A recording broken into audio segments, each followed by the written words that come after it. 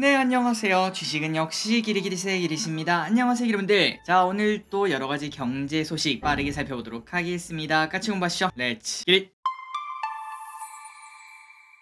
첫 번째입니다. 국제 유가가 급등한다는 소식. 자, 어제 이어서 오늘 또 유가가 많이 올랐습니다. 왼쪽에 WTI를 보시면 80달러를 돌파한 걸 확인할 수 있죠. 단 며칠 만에 쭉 올랐습니다. 그리고 이렇게 상승한 이유는 결국은 오펙 플러스가 깜짝 감산을 결정했기 때문인데요. 게다가 더 중요한 거 당연히 더 올라갈 수 있다, 이런 가능성이 나온다는 거겠죠. 참고로 올해 말 브렌트유 기준 배럴당 90달러를 제시했던 골드만삭스는 목표치를 95달러로 상향 조정을 했다고 합니다. 그래서 여러분들이 이제 이런 걸 보셨을 때는 유가가 상승할 때는 유가 상승 관련주 당연히 조금 공부를 해봐야겠죠. 물론 소형주 중에서 막 급등하는 그런 친구들도 사는 것도 뭐 한 가지 방법이 될 수 있겠지만 그거는 또 리스크가 있으니까 이왕이면은 대형주 중에서 천천히 올라갔을 때 과거에 유가가 높았을 때 그때 주가가 지금보다 한 10% 20% 높았던 그런 기업들을 소량 사놓으면은 아마도 기름값 오르면은 우리가 또 기름 넣을 때 부담이 되지 않겠습니까? 그 금액 정도는 충분히 벌 수 있지 않을까, 이 정도 마인드로 다가가는 것도 괜찮을 것 같습니다. 그러니까 앞으로 상승할 수 있는 기름값을 해지한다고 볼 수 있겠죠. 어쨌든 앞으로 유가가 어떤 식으로 흘러가는지 한번 보도록 하겠습니다. 다음입니다. 이 와중에 3월 소비자 물가 지수는 1년 만에 최소를 찍었습니다. 물가가 잡혀가고 있다는 소리겠죠. 우리나라 3월 소비자 물가가 4.2% 상승으로 상승폭이 1년 만에 최소를 기록을 했습니다. 다만 이 와중에 채소류는 오름세를 계속 키우고 있어서 장바구니 물가는 조금 걱정이라고 한데요. 그러니까 소비자 물가가 잡히긴 했지만 우리가 직접 장을 보면은 체감하기가 어렵다는 거겠죠. 그런데 이 와중에 내린 건 분명히 있습니다. 그게 뭐냐? 바로 석유류. 요 녀석이 1년 전보다 14% 정도 하락하면서 물가 안정에 앞장섰다고 하는데,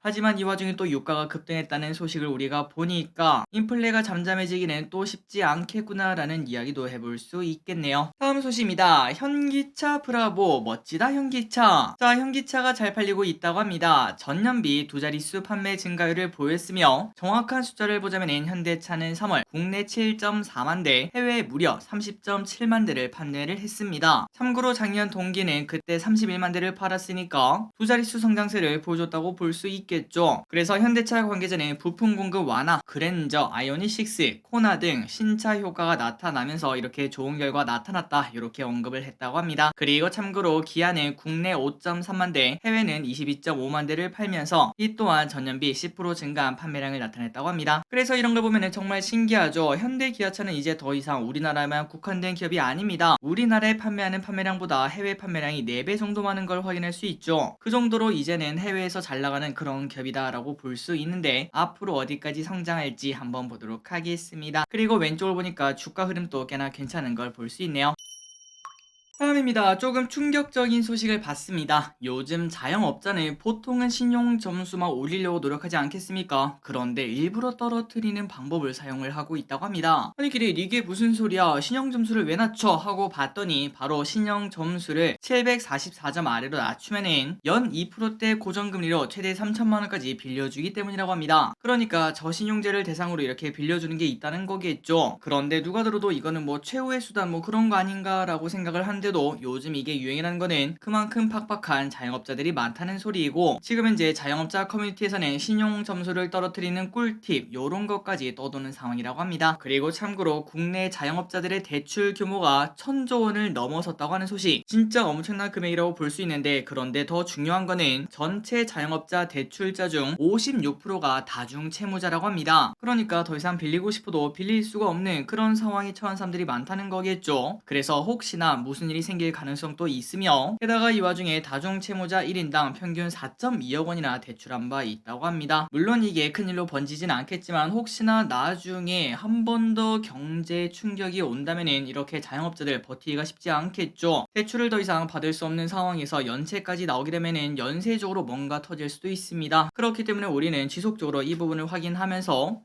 이거 경제 한번 충격 오는 거 아니냐라는 생각도 해볼 필요가 있을 것 같습니다. 다음입니다. 테슬라가 어제 이렇게 6%나 급락했다는 소식. 결국 이 걱정이 나왔죠. 테슬라가 차량 가격을 내렸는데 기대에 못 미치는 판매 대수를 보여주자 주가가 급락을 했다고 합니다. 그러니까 테슬라 싸게 팝니다. 짜잔. 이렇게 박리담의 느낌으로 팍팍 팔아야 되는데 그런데 생각보다 덜 팔렸다는 소리입니다. 수익성도 나쁜데 판매 대수도 부족하네. 이런 걱정이 나오며 어제 주가가 빠졌다는 거겠죠. 그렇다면 도대체 얼마나 팔았는데 이 난리야? 어제 우리가 확인했다시피 1분기 인도량은 42만 대로 작년보다는 36%가 늘었습니다. 이 정도면 선방했죠. 하지만 직전 분기 대비 4%밖에 늘지 않았기 때문에 야, 이게 할인 효과가 이거밖에 없냐? 그러면 뭔가 좀 문제 아니냐? 이런 얘기가 나오고 여기서 더 중요한 거는 이 판매 대수가 줄어들면 안 되지 않겠습니까? 더 가격 인하를 할 수밖에 없는 상황이라고 합니다. 그러면 수익성이 더 나빠질 수밖에 없겠죠. 그래서 결국 테슬라 어제 좋지 않은 흐름을 나타냈는데 앞으로 흐름을 한번 봐야 될 것 같습니다. 다음입니다. 개인들의 투자가 상반되고 있다는 소식입니다. 2차 전지 상승에 큰 힘을 보탠 개인 투자자들이 조금은 상반된 투자를 하고 있다고 하는데요. 에코프로 등 2차 전지를 크게 사던 모습 대신 이제는 코스닥 인버스를 꽤나 많이 줍줍하는 걸 확인할 수 있습니다. 그러니까 이때까지 코스닥은 사실 2차 전지가 반응 끌어올렸고 그 중심에는 개인 투자자가 있었지만 이제는 그 반대로 투자한다는 걸 확인할 수 있습니다. 한일길이 그러면 이제 뭐 코스닥 떨어지는 거야? 라고도 충분히 물어볼 수 있겠지만 하지만 이러한 현상이 무조건 코스닥 고점의 증거는 아닙니다. 이런 사람들이 분명 현재 존재하고 있겠죠. 2차 전지를 이미 옛날부터 샀거나 아니면 지금 투자를 하고 있는데 혹시나 이제 좀 많이 올랐으니까 조금 이렇게 하락하면 타격이 크지 않겠습니까? 그래서 그런 하락이 무서워서 이거를 팔 수는 없으니까 그 대신에 인버스를 조금 사놓자 이렇게 해지하는 전략을 사용하는 사람도 분명히 있다고 합니다. 그리고 그런 사람들은 2차 전지의 주가가 빠져도 인버스로 먹었으니까 뭐 나름 만족. 그 반대로 이렇게 2차 전지가 올라도 인버스는 조금 잃었지만 야 2차 전지 올랐으니까 됐어 이렇게 말하며 또 만족하는 그런 어찌 보면은 매우 행복한 투자 방법이라고 볼 수 있겠죠. 그런 식으로 투자하는 사람이 있기 때문에 이렇게 개인 투자자가 코스닥 인버스를 산다고 코스닥 고점이다 라고 말하기는 어렵다고 합니다. 다음입니다. 중국산 알루미늄을 썼어. 미국이 중국산 제품을 우회 수출했다고 한국과 태국의 알루미늄박 제품에 대해서 우회 수출 관세를 부과하는 예비 결정을 내렸다고 합니다. 자, 미국은 2018년부터 중국산 알루미늄판 등에서 반덤핑 상계 관세를 부과하고 있는데요. 그런데 이 와중에 이를 사용한 한국의 동일 알루미늄, 롯데 알루미늄, 동원 시스템즈, LG 알텍, 한국 알루미늄, 사마 알루미늄 이렇게 6곳에 대해서 우회 수출 관세 예비 결정 이걸 내렸습니다. 그러니까 단순 가공 수출하지마 이렇게 경고를 내렸다는 거겠죠. 물론 아직까지는 예비 결정이기 때문에 최종 결정까지는 1년 정도가 소요되는데 하지만 그때 관세부가 결정이 내릴 경우를 대비해서 미리 현금 예치를 지시를 했다고 합니다. 그래서 오늘 왼쪽에 보시다시피 DI 동일 주가가 쭉 하락하는 걸 확인할 수 있죠. 그러니까 정리하자면 미국이 중국산 알루미늄을 이렇게 규제하고 있는데 한국이 그거를 우회 수출을 하고 있으니까 여기다 관세를 때린다 라고 볼 수 있습니다.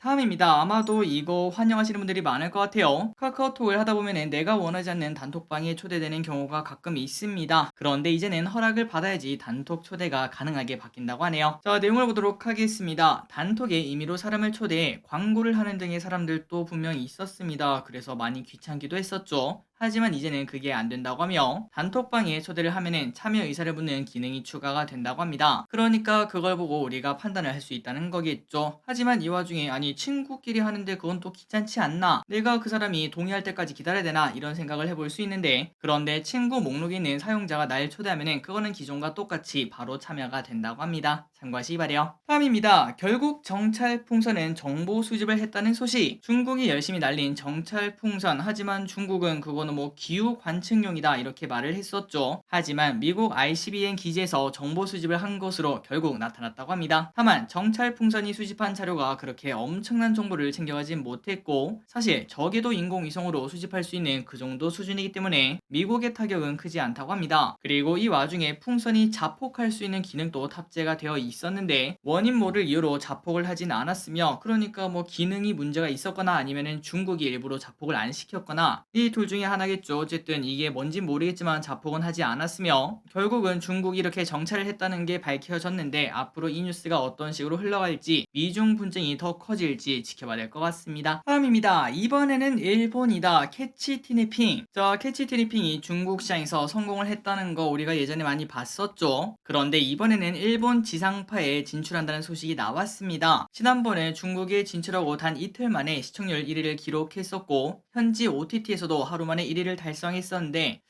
이거 일본에서도 성공하는 거 아니냐 이런 기대감이 나온다는 거겠죠. 다만 일본은 조금 상황이 다릅니다. 왜냐하면 우리나라랑 마찬가지로 고령화 사회 아니겠습니까? 아이가 없다는 거겠죠. 그렇기 때문에 기대감을 크게 가지기는 살짝은 어렵겠죠. 그리고 이미 일본 케이블 채널에는 방영된 바 있고 이번 달부터는 지상파 채널에서 방영을 한다고 하니까 과연 어떤 식으로 흘러갈지 그리고 SAMG엔터의 주가는 어떻게 흘러갈지 계속 보도록 하겠습니다. 다음입니다. 코인은 너무 무섭다. 며칠 전 한 코인이 급등한 적이 있다고 합니다. 그리고 그 코인이 급등한 이유는 리브랜딩을 한다라고 공지하면서 사람들의 관심을 받고 이렇게 주가라고 될까요? 주가가 쭉 올라간대요. 그래서 그 코인은 20%가 급등을 했고 그런데 하루 뒤에 공지가 또 나왔는데 이거 미안하게 됐습니다. 만우절 장난이었습니다. 이렇게 말을 했다고 합니다. 그러니까 다시 코인은 쭉 떨어질 수밖에 없었겠죠. 그래서 우리가 이제 이런 걸 봤을 때는 야 이게 맞냐? 라는 생각을 충분히 해볼 수 있는데 그런데 코인 시장은 이런 걸 제재할 방법이 전혀 없다고 합니다. 그래서 이런 사건이 일어나면은 그 피해는 오롯이 투자자들의 몫이라고 볼 수 있겠죠. 그래서 저길은 이런 것 때문에 코인 투자를 하지 않습니다. 여러분들도 참고하시기 바래요.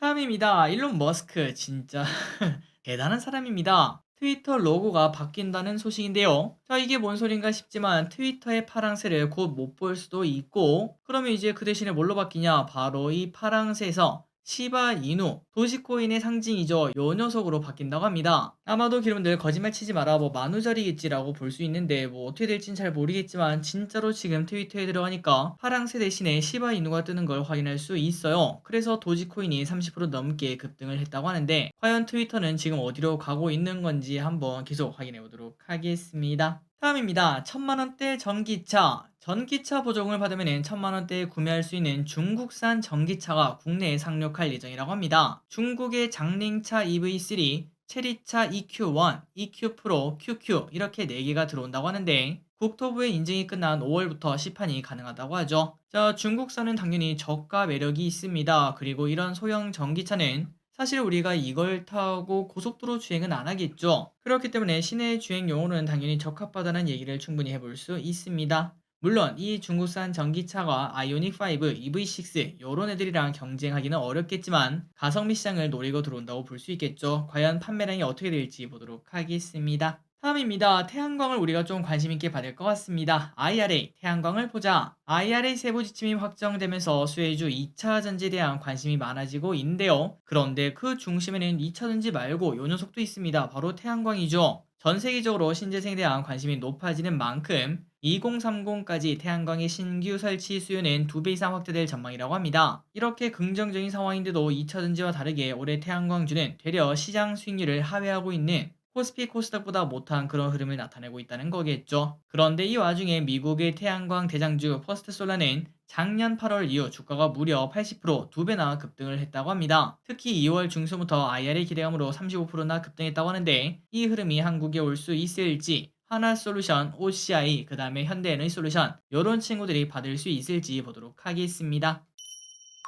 그래서 한번 보도록 하겠습니다. 하나솔루션의 리포트를 보도록 할게요. IRA로 인해 10년간 약 8조 원의 세제 혜택을 받을 것으로 예상이 된다고 합니다. 엄청난 금액이죠. 그러니까 매력이 매우 높다고 합니다. 자, 하나솔루션은 올해 미국 모듈 공장을 증설을 하고 내년에는 인곤, 웨이퍼셀, 모듈 등 공장을 신설해 25년 8.4기가와트의 생산 능력을 갖출 예정이라고 합니다. 물론 공장 준공 전까지는 세액 공제가 크지 않지만 준공이 완료된 25년부터는 공제액이 연간 1조를 넘어선다고 하죠. 참고로 2차전지 최근 들어 그렇게 잘 나가는 2차전지 배터리 3사가 받을 혜택은 19조라고 하는데 1조나 받을 수 있는 하나솔루션 절대 무시할 만한 기업은 아닌 것 같습니다. 게다가 하나솔루션 관계자에 따르면 미국은 35년까지 국가 전력의 40%를 태양광으로 대체하려고 하는데 이를 달성하려면 미국 내 태양광 공장을 모두 가동해도 모자란 상황. 그렇기 때문에 하나솔루션의 신규 공장 가동률을 90% 전망하며 이 기회를 바탕으로 하나솔루션이 크게 성장할 것으로 현재 보인다고 합니다. 다음입니다. SK하이닉스를 보도록 하겠습니다. 오늘 하이닉스의 주가 흐름이 좋지 않았죠. 갑자기 왜 이래? 라고 봤더니 바로 2조 원 규모 해외 교환 사채를 발행했기 때문입니다. 이렇게 교환 사채를 발행했다는 게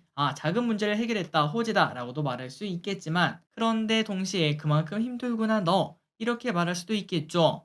보통 그 주가 흐름이 좋으면은 전자처럼 해석이 되고 아니면은 후자처럼 해석이 되는데, 오늘 주가 흐름을 봤을 때는 아직까지 반도체가 그렇게 뜨겁지는 않구나, 후자 쪽에 기우는구나 라는 생각을 해볼 수 있습니다. 하지만 증권가에서는 이거는 괜찮은 결정이다, 자금 문제를 해결한 거니까 큰 걱정할 필요가 없다, 이렇게 빠지면 오히려 매수기다, 이렇게 평가를 한다고 하는데 바이더 딥을 해야 될지 한번 고민을 해봐야 될 것 같습니다. 다음입니다. 오늘 SKIT 겉터양이 터집니다. SKIT가 IRA 수혜를 받을 것이라는 증권가의 분석이 나왔는데요. 중국 분리막 채택 시 보조금 수령이 어려워지므로 일본과 한국 업체가 수혜를 받을 수 있다고 합니다. 그래서 삼성증권은 투자 의견을 중립에서 매수로 바꿨으며 상향했죠. 분리막 및 액상 전액의 현지 증설 요구가 늘어날 것이며 높은 투자비도 이를 상쇄할 판매 가격 상승과 장기 공급 계약 체결이 발생할 것이라고 전망을 했다고 합니다. 그러니까 지금 예상대로 흘러간다면 이제 시작이다라고도 볼 수 있겠죠. 과연 어떻게 되는지 보도록 하겠습니다. 다음입니다. 두산밥켓을 보도록 하겠습니다. 1분기 서프라이즈가 기대가 된다고 하는 두산밥켓. 신한투자증권은 목표가를 5.8만원으로 상향 조정했습니다. 그래서 그런지 최근 들어 주가 흐름이 매우 좋은 걸 확인할 수 있고, 1분기 북미 유럽 시장 내 매출액은 전년 동기 대비 27%가 늘어날 것으로 보이며, 이 와중에 2월 미국 건설장비 생산자 물가지수는 전년비 12% 급등한 걸로 확인할 수 있다고 합니다. 그 말이 무슨 소릴까요? 지금 미국은 공장 건설, 신재생 설치, 인프라 투자, 농업 등 전방 산업이 모두 호황이라는 증거겠죠. 그 수혜를 기대를 해보도록 하겠습니다. 다음입니다. SPC3립 역대 최대 영업이익을 달성할 것으로 보인다고 합니다. 신한투자증권은 목표가 10만원을 유지했고요. 작년에 포켓몬빵이 그렇게 잘 팔리지 않았겠습니까? 그러면 어쩔 수 없이 기저효과라는 게 나타나는데, 이 와중에 올해 베이커리 매출은 7.6% 성장할 것으로 보인다고 합니다. 대단한 성장세죠. 게다가 최근 들어 경기 침체 때문에 가격이 저렴한 양산빵,